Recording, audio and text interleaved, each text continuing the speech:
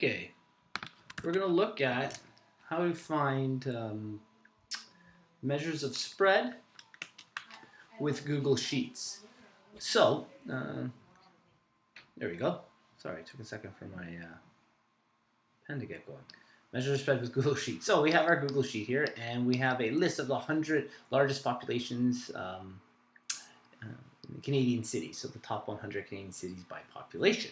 We're going to use Google Sheets to find a lot of different information. This one is rather in depth. Okay, so we're going to quickly go into our Wikipedia here, and I have a whole bunch of information. So like before, because it's all text-based, very nicely, we're going to copy it all. We're going to go back in here, and we're going to paste it. Okay. Now we're only really interested in the population stuff. So this first column here, numbers, we already have that thanks to Google. Has it all on the left here. So here are our cities, city with province. I think the populations have several different years there. Here we go, 2016, that's good. So this is populations in 2016. We'll keep that one in. And then finally, the last two columns, not that important for what we're doing, so we're going to remove that information. That's an interesting one. That number's out like that. Okay, so we have all of our values here. So some measures of spread. There are quite a few different things we can look for. First of all, there are quartiles. In other words, we're going to measure all of the amount of data and break it into 4 different sections. So a quartile, what's neat about a quartile is it helps with our concept of range. So actually, let's start with range. To find range, we want to find the max and minimum number. So if I was to actually go through this, luckily, it's very obvious. Top value and bottom value are our max and our min because Wikipedia did that. But if this was all mixed up, that'd be really hard for us to find. So I'm going to find a min value. Okay, I'm just going to label it on the left here. I put an equal sign, and I start typing in the word min, and you'll notice I get a min formula. I'm going to highlight all the data that I wanted to search for a minimum value. Bracket and enter, and our min value is 23,922. Let's go to the bottom. It's very obvious. Yeah, that's it. Great. A max value, same concept. We hit equals, max, open bracket, and highlight all of our data once again. And we already know it's going to be Toronto again. 5 million. Great. Range. Range is the difference between the max and the min. So let me show you how to actually create a formula using values of different cells. We're going to say equals the largest value. So I actually reference E3, kind of like a bingo sheet. Subtract E2. So I'm taking the max, subtracting the min, and it calculates our range. A really large range for the top 100. So measures of spread kind of give us information about how tightly packed our information is. Obviously, range is telling us it's very, very far apart. There's some other things that will be really helpful for this. So quartile ranges. So I'm going to actually talk about quartile ranges. We're going to title it. I'm going to do a little horizontal here. A quartile range has to do with our min, and then the first quartile, so we're going to call it first quartile, and then our third quartile, and then the max. Okay, so we have 4 different sections here, and this is all going to do our population. So we already know how to find min. Min is equal to that value there. I don't have to go through that long sheet anymore. And our max is equal to that value there. Very wonderful. Our first quartile is equal to, we type in the word quartile, and you notice it references. So first it's asking for the data. So I'm going to highlight all the data that I want to look for. And then it's going to ask me for which quartile, comma, I have to put a value in. So quartile number. We're going to say quartile number 1. End bracket. And it gives you the value. That's the number that is cutting off our first quartile. We're going to do the same thing with third quartile. So quartile again, highlight all of our data, comma. This time we need the third quartile, end bracket, and here we have it, a much larger number.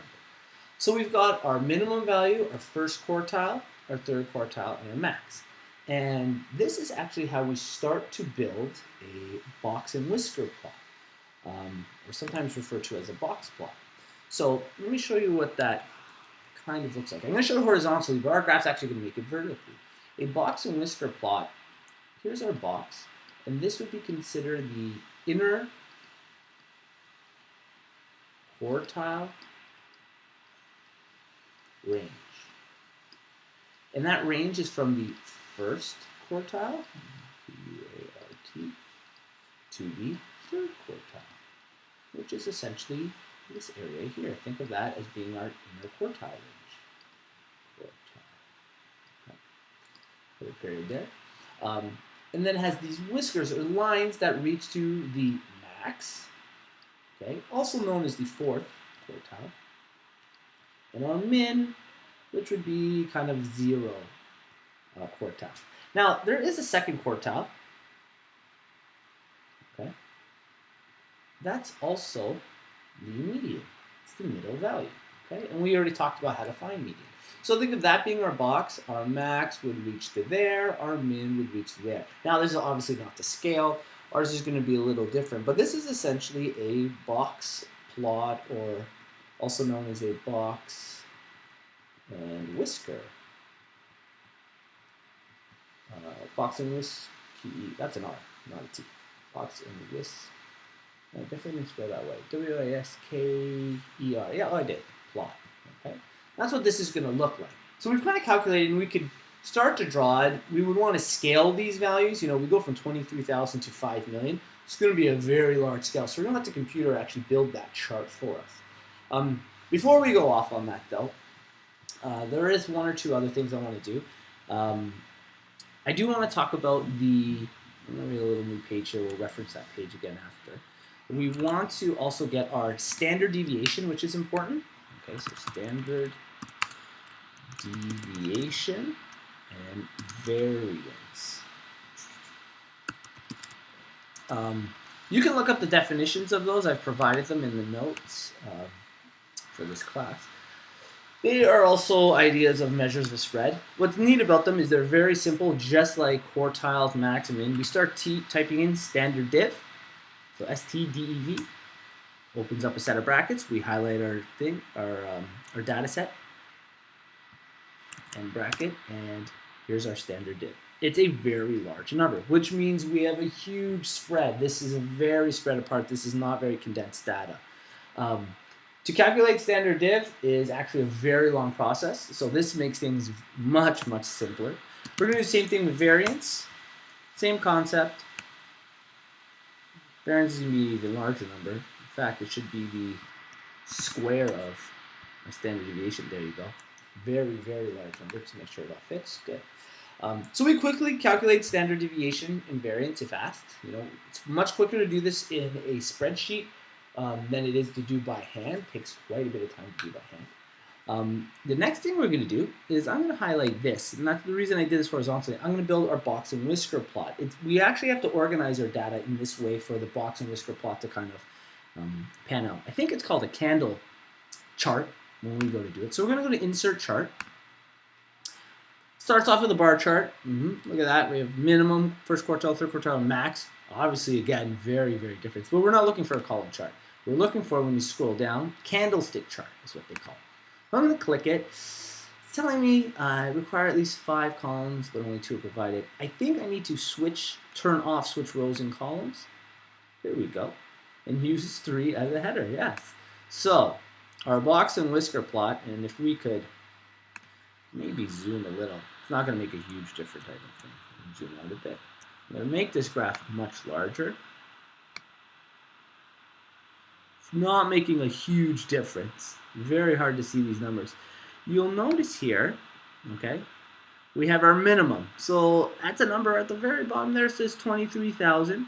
Our first quartile is around 36,000, so not far away. Our third quartile is at 115,000. A bit of a difference, but then our max number is 5 million. So you see, this candle is very, very skewed. Okay, so what we're going to do, I'm going to zoom back in, okay, and minimize this.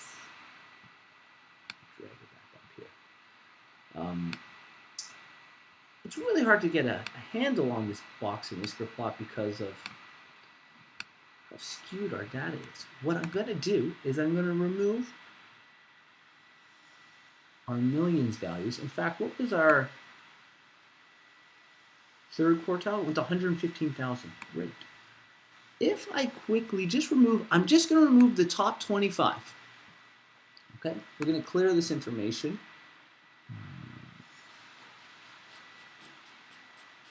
Just going to cut it. Take those numbers out, paste them somewhere else. Oh, not what I want. Let's try that one more time.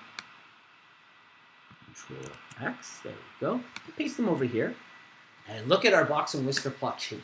As soon as we got rid of what are very large outliers, especially those millions, our minimum changed. Well, our minimum, stayed the same. First quartile changed, third quartile changed, and our max wasn't that far off, and we got that box and whisker plot look. But because there's so much spread, that goes to show you how spread out our data is. If I put it all back in there, we get a very skewed chart. If I take it back out, you get what looks like a box and whisker plot. Okay. Good luck building those.